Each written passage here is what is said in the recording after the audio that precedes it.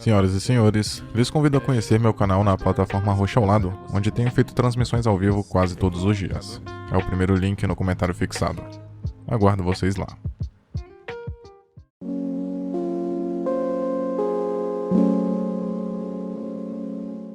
Clube da Luta, de David Fincher, desde que estreou nos cinemas, tem fascinado o público por sua mistura inebriante de niilismo ácido e sátira social cômica. Frequentemente lembrado por ter uma das reviravoltas mais bem executadas da história do cinema, com a revelação climática de que aquele anárquico vendedor de sabonetes, Tyler Durden, não existe, sendo na verdade uma personalidade dissociada na mente do narrador anônimo, comumente referido pelos fãs como Jack, Clube da Luta tem arrecadado diversas teorias que tentam não só embasar mais ainda a reviravolta, como usá-la para corroborar novas perspectivas. Embora a revelação por si só seja bastante surpreendente para o filme, há uma teoria que muitos fãs acham coerente. De acordo com a hipótese, existe outra reviravolta na história, mas que não é tão perceptível quanto a principal. Tyler Durden, na verdade, não é o único personagem que não existe no filme. Marla Singer, interesse romântico do narrador, também seria uma personalidade criada em sua mente. Haverá aqueles fãs que insistirão que a teoria não faz sentido porque, se Marla não existisse, outros indivíduos não interagiriam com ela, como o garçom que anota seu pedido no final do filme. Mas é fundamental ter em mente que Clube da Luta não é uma história contada através de uma perspectiva neutra e muito menos confiável.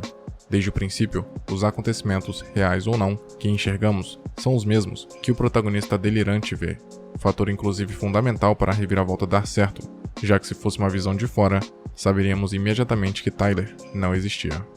Além disso, é nítido que os seguidores do projeto Destruição se entusiasmam ou ignoram como bem instruídos a loucura evidente de seu líder. A natureza subjetiva da narrativa significa que esses momentos que apontam para a existência concreta de Marla não representam muito, e se apegar a eles é perder totalmente o ponto.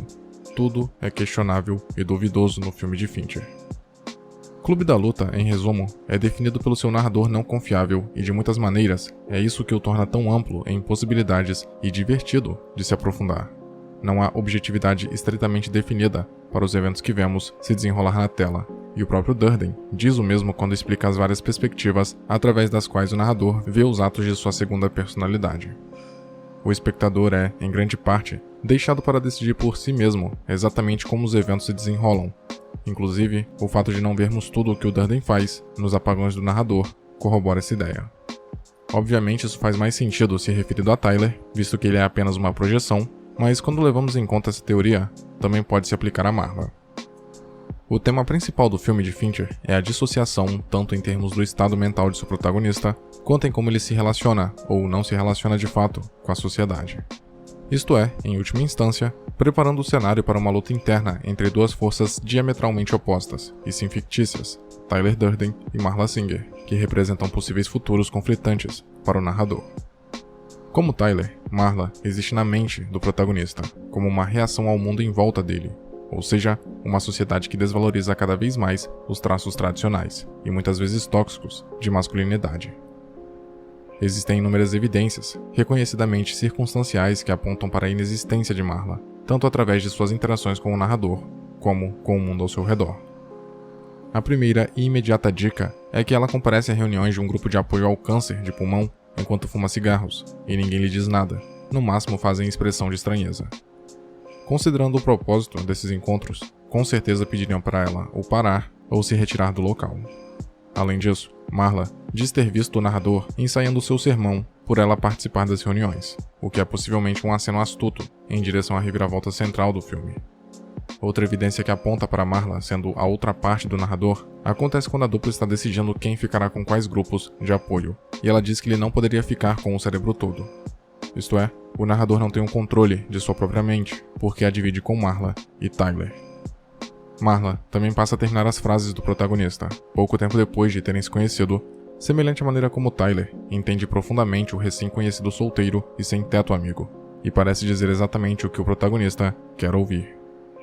Em termos mais concretos, o narrador observa Marla caminhar na rua sem se preocupar com a sinalização ou com o trânsito, e os carros passam por ela como se ela nem estivesse lá, e de acordo com a teoria, não está mesmo. Na verdade, o protagonista está tendo uma discussão consigo mesmo na calçada, e assim como ele projeta cenas que não são reais com Tyler ao seu lado, ele faz o mesmo com Marla. A personagem também vende algumas roupas e podemos ver que dentre suas vestimentas existem calças jeans masculinas. Poderia ela ter roubado de alguém, tendo em vista seu estilo de vida humilde? Também existe a possibilidade de ter sido de um ex-namorado, mas é possível que simplesmente sejam as calças do narrador. Falando em roupas, em uma cena posterior, Marla comenta sobre o vestido de noiva que ela comprou em uma loja de conveniência por $1 e diz para o protagonista que ele pode pegar emprestado algum dia, sugerindo não apenas que ambos compartilham o mesmo corpo, como também a possibilidade do narrador gostar de se vestir de mulher. Em outro momento, Tyler aparece em sua porta para resgatá-la de sua tentativa de tirar a própria vida, e enquanto conversam, aliás enquanto fala sozinha, Marla se refere a si mesma na terceira pessoa como um lixo humano infeccioso, o que imediatamente evoca a cena onde Tyler e o narrador roubam gordura da clínica de lipoaspiração, que tem um sinal escrito lixo infeccioso visível. E no terceiro ato do filme, Marla comenta que os capangas do Projeto Destruição estavam queimando as pontas dos dedos com lixívia. Não que ela não tivesse a capacidade de conhecer o produto, mas convenhamos que poucas pessoas comuns saberiam especificamente o que é lixívia. Desse modo, o fato dela ter mencionado essa substância totalmente genérica é outro indicativo de que ela compartilha o cérebro, tanto do narrador quanto de Tyler. Marla é retratada como uma espécie de doença nos estágios iniciais do filme, referida como uma ferida que o narrador não consegue parar de lamber. Logo, quando ele se imagina gritando para ela sair dali, porque precisava daquilo, ele não estava se referindo ao espaço físico da reunião, e sim da sua própria mente. Entretanto, ao longo do filme, a verdadeira função de Marla torna-se clara: equilibrar Tyler e apresentar um futuro alternativo para o protagonista. A cena em que ela aparece em um sonho no lugar do pinguim, ou seja, como seu animal espiritual, diz muito sobre o papel que ela acaba desempenhando no decorrer da história. É possível que a prova mais forte para Marla ser imaginária ocorra em uma cena aparentemente insignificante que basicamente é feita para ser pontualmente cômica. Quando a bagagem do narrador é confiscada pela segurança do aeroporto, descobrimos que isso aconteceu porque ela estava vibrando, o que alerta o esquadrão antibombas, apesar de que, como explica um agente do aeroporto, em 90% das vezes é o vibrador de um cliente que está ligado. Como dito anteriormente, a cena é para gerar humor e desconforto, visto a reação do narrador, que sente a necessidade de provar ao sujeito que não estava carregando nenhum acessório íntimo de prazer em sua mala. Mas o momento assume todo um outro significado se considerarmos que o narrador e Marla residem dentro do mesmo corpo, e esta última pode muito bem ter sido a pessoa que fez a mala do protagonista. Isso explicaria sua falta de consciência sobre o objeto. É claro que nunca ficamos sabendo se realmente tinha um vibrador na mala, mas se tivesse, talvez não fosse do protagonista, mas sim o da Marla. Na verdade, há outra piada relacionada ao vibrador mais tarde que também parece apoiar a teoria. Quando Tyler evita o suicídio de Marla, ele percebe um generoso acessório em uma cômoda, e ela imediatamente brinca dizendo para não se preocupar, porque não seria uma ameaça para ele. Pode apenas ser uma frase cômica, mas, considerando que são as mesmas pessoas, a ideia é dizer que o objeto jamais irá substituir alguém, visto que quando fazem sexo, o personagem está sozinho, apenas se masturbando. Aliás, a cena de sexo entre Marla e Tyler é basicamente um sonho, um delírio onde os dois corpos são fundidos em um estado fantástico. Tendo a teoria em mente de que ambos não existem realmente, esse momento seria na verdade um ato de autoaperfeiçoamento, e como é dito no decorrer do longa, autoaperfeiçoamento é masturbação. Após terem se conhecido, fica imediatamente claro que algo está acontecendo entre Marla e Tyler, especificamente quando Tyler diz para o narrador não falar sobre ele para Marla, e os dois realmente não interagem diretamente fora de suas escapadas sexuais. Quando um aparece, o outro some. Jack até compara isso ao comportamento de seus próprios pais, sendo esta uma comparação adequada já que Marla e Tyler são efetivamente substitutos parentais, dois lados da mente de Jack que suprem sua carência e o enganam para que seja controlado. Falando nisso, a velocidade com que Tyler chega ao apartamento de Marla para evitar seu suicídio é relativamente suspeita e não só pela rapidez, mas pelo ato em si. Tyler, de todas as pessoas, realmente acharia uma coisa ruim se Marla Singer morresse? Mas salvar Marla talvez significasse salvar a si mesmo, logo, ele agiu por autopreservação. Isso sugere que Marla e Tyler, conscientemente, tentam coexistir por medo de que destruir o outro os destrua por inteiro. Mesmo assim, ambos se opõem veementemente durante todo o filme em uma batalha existencial pela alma do narrador. Tyler representa um novo ideal masculino, que rejeita o antigo macho alfa que veste Calvin Klein e constrói um moderno tipo de figura aspiracional, embora fundamentalmente irada e destrutiva.